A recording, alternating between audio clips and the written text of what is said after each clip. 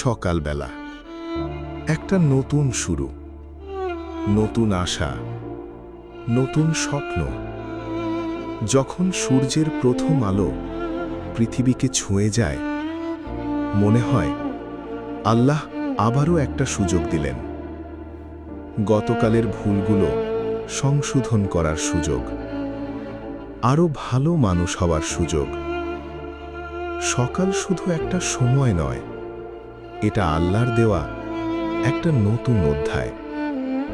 তাই ঘুম থেকে উঠেই অভিযোগ নয়, শুকরিয়া আদায় করুন। কারণ অনেক মানুষ আজকের সকালটা দেখার সুযোগ পায়নি। আলহামদুলিল্লাহ, আরেকটি সুন্দর সকাল, আরেকটি সুন্দর সুযোগ।